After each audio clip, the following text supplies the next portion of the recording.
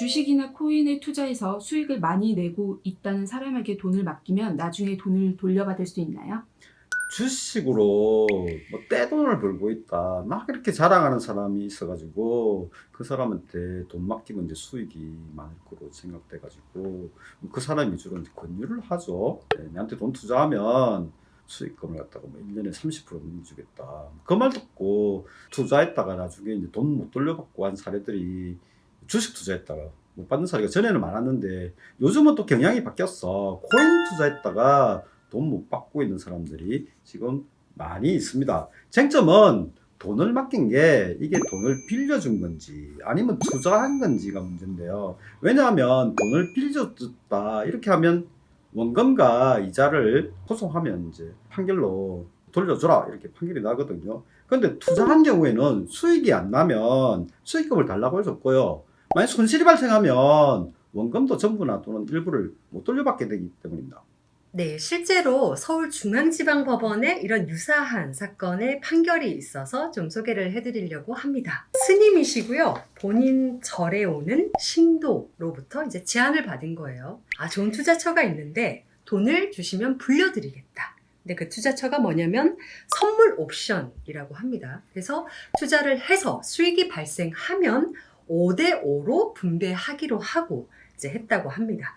근데 결국 이제 선물 옵션 시장이다 보니까 예상치 못한 뭐 변수가 생겨서 이제 원금도 거의 사라지고 이제 큰 폭의 이제 손해를 보게 된 그런 사건인데요. 근데 요 사건에서도 보면 얼마를 줄 테니까 그 돈을 변제하겠다라는 게 아니고 투자를 해서 거기서 수익이 나오면 이렇게 나누자라고 했으니까 그건 이제 투자금이죠. 투자로 판단이 될 겁니다.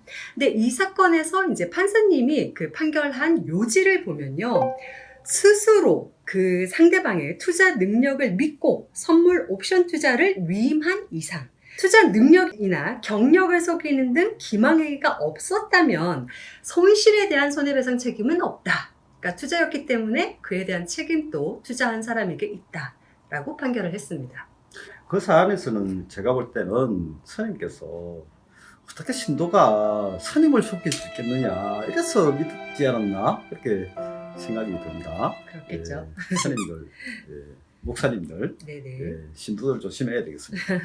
그런데 이제 제가 상담한 사례 중에는요, 주식 투자 잘한다는 사람에게 돈 맡겼는데 제대로 이제 수익도 안 나고 손실만 나가지고 돈 돌려달라고 했더니요, 자기가 맡긴 돈으로 투자한 주식은 손실을 받고 지금 뭐 절반도 안 된다. 그래서 이제 뭐 원금 절반도 안 되니까 절반만 돌려주겠다. 이래서 이제 투자 내역 한번 보자. 이랬더니 이제 여러 종목으로 투자한 주식 중 수익 난 종목들은 전부 다 투자받은 자기 돈으로 했고, 내 돈으로 투자. 손실 난 종목은 네가 준 돈으로 내가 투자한 거다. 이렇게 이제 설명을 하고 있는데 어떻게 해야 되겠냐 이런 상담이 있었거든요. 이게 이제 특별히 돈을 이제 구분해 놓은 경우가 아니지 않습니까? 돈이 섞이면 누구 돈인지 어떻게 알아요? 그래서 이게 이제 돈을 맡긴 때부터 돈을 돌려달라고 한 때까지 이제 주식 투자에서 손실 본 최종 금액 중에서 맡긴 돈이 차지하는 비율만큼의 돈이 이제 그 돈이 아니냐 이렇게 이제 볼 수가 있거든요. 그래서 이제 그렇게 계산해서 돌려받을 수도 있겠는데 또 문제가 있어요. 이 사람이 이제 돈을 갖다 한 방에 1억 딱 쏘아줬으면 그게 분명하겠지만 또 여러 차례 돈을 갖다가 주면 이게 계산하기가 쉽지 않겠죠. 아마도 이제 소송 제기하면 재판부께서도 계산하기 힘드니까 아마 조정할 것으로 보입니다.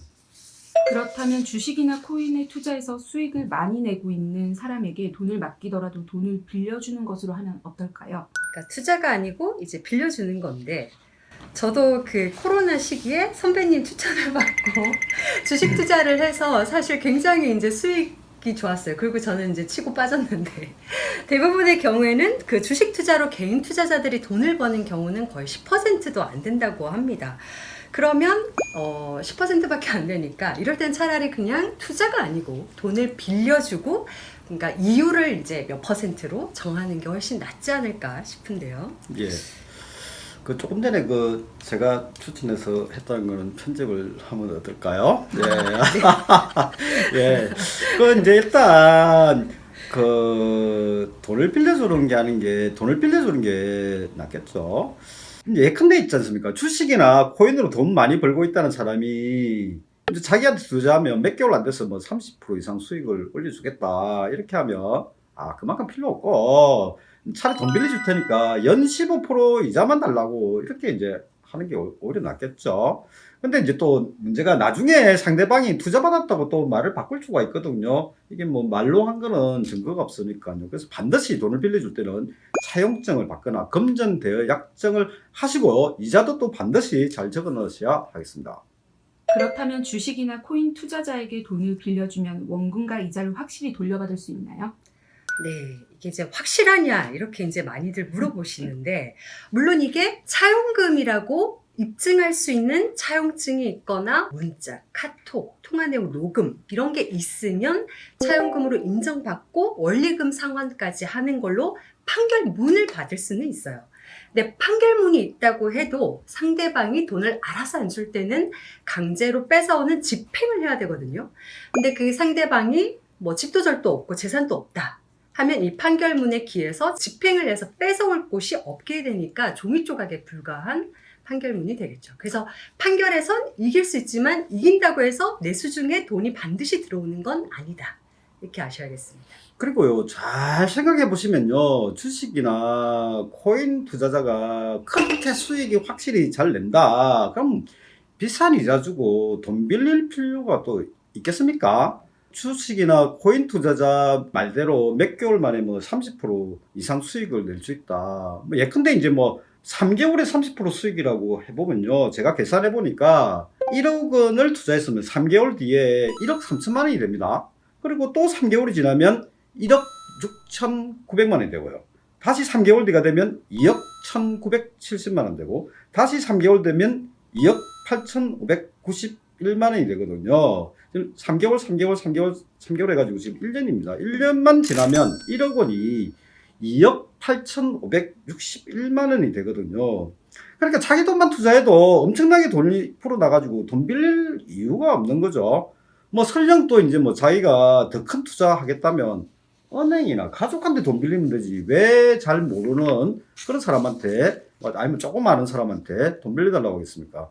그거 남의 돈 받아서 투자해서 수익이 나면 좋겠죠. 자기도 좋고 투자하는 사람도 좋겠지만, 문제는 실패하더라도 투자라는 이유로 돈 안 돌려줘도 되는 거거든요. 이거 완전 도둑놈 심보고요. 그리고 실제로는 사기일 가능성이 많습니다. 투자받은 돈으로 실제로는 주식 투자 안 하고 계속 투자받은 돈으로 수익금 이렇게 주는 식으로 돌려막기 하는 그런 호화 생활하는 그런 사례도 제가 실제로 봤습니다. 주식이나 코인 투자자에게 돈을 투자했고 수익이 안 난 것이 밝혀지면 전혀 돈을 돌려받을 방법이 없나요? 자, 투자금이라고 했을 때도요, 돌려받을 수 있는 방법은 있어요. 아까 저희 스님 사건에서 법원에서도 이제 그렇게 얘기를 했잖아요.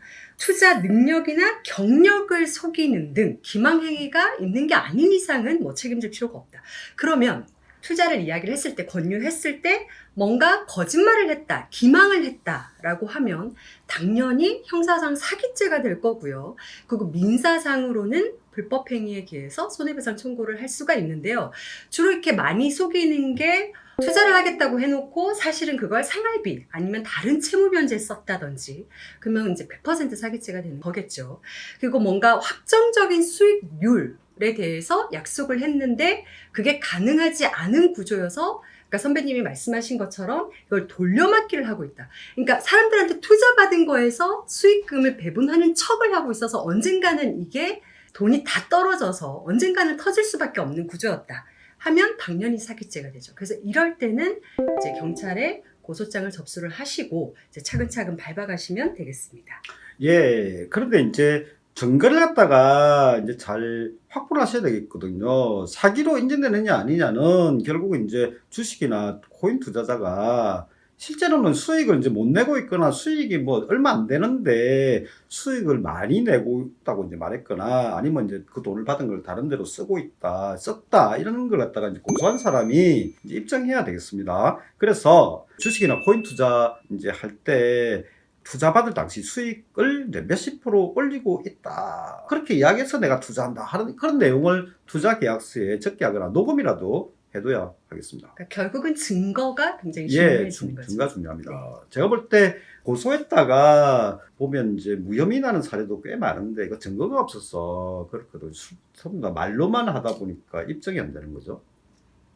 이번 방송 내용을 정리해 주시겠습니까? 예, 주식이나 코인 투자자가 실제로 수익을 올리는 사람이 적습니다. 그래서 그런 사람 말 믿고 돈 빌려주거나 투자해서는 안 되겠습니다. 돈 빌려줬든지 투자했든지 간에 돈 못 돌려받는 경우가 엄청 많습니다. 엄청 많습니다. 네, 그래서 이게 돈을 빌려준 거다. 그러면 이게 빌려줬다라는 거에 대한 증거, 그러니까 차용증 같은 걸 남겨놓으셔야 되고요. 만약에 투자라고 하면 애초에 내가 설명드렸던 어디에 투자하고 예상 수익률이 어느 정도고 또는 뭐 확정 수익률이 어느 정도고 하는 걸 증거로 잘 남겨놓는 게 좋겠습니다. 그리고 제가 그 최근에 이게 그 세이노의 가르침이 요즘 굉장히 베스트셀러인데 여기에도 이 부분에 대한 이야기가 있어서 조금 나눠볼게요.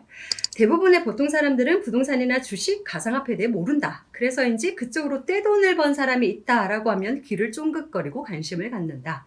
문제는 자기 학습을 통해 배우려고 하는 게 아니라 떼돈을 벌었다는 사람들의 투자 조언을 우선시하면서 따라하려고 한다는 데 있다. 라고 되어 있거든요.